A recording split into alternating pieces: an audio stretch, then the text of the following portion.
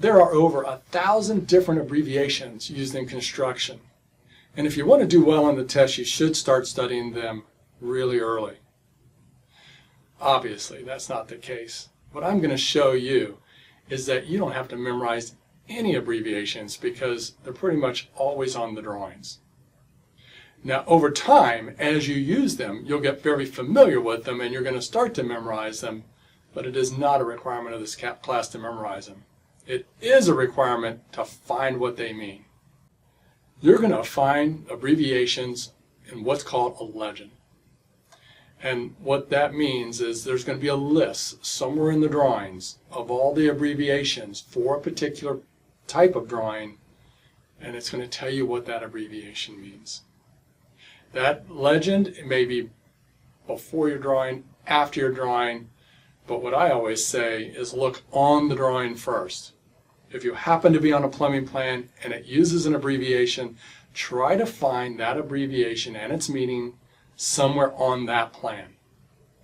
Then work your way backwards or work your way forwards to find that meaning. It will be there somewhere. Let's look at an example. Again, using the Veterinary Center project, drawing A0.3. We zoom into this area at the stairway and we see an abbreviation, FEC. So now we need to determine, well, what in the world does FEC mean? You could probably guess, but we want to be sure. So what do we got to do? We got to look at our drawing, the actual page we are on, and see if there's any legend on the drawing itself. Looking through that legend, we find the initials FEC, and we can see that it is a fire extinguisher cabinet. Now we know exactly what it is. The answer was right there on the same page. You won't always be so fortunate to find it on the same page, but just know you can find it. And also, don't get confused. Don't be looking at a plumbing drawing, find an abbreviation, and end up in the electrical drawings looking for a legend. That doesn't work. The legend has to match the drawing type. A plumbing drawing abbreviation will have a plumbing legend. Let's look at another example to show you how abbreviations can sometimes be confusing. So we're going to look at drawing P-1 in this case, and I want you to focus in on this area that we have highlighted here. So when you're looking at that area, what you're going to find are a couple different abbreviations, and we're going to focus on SH1 or SHI, we can't really tell, and BT1 and BTI. It's one of those. All right, so what do we say?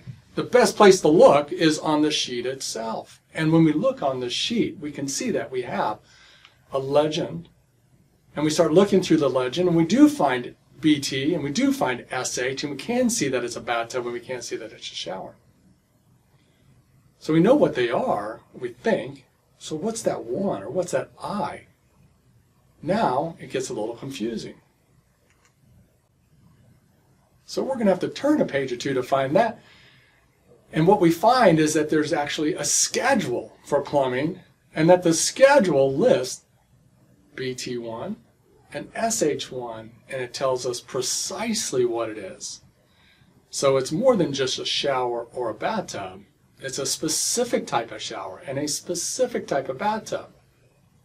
This is important because when you actually are tested on this material and I ask you to identify something, I don't expect you to tell me shower.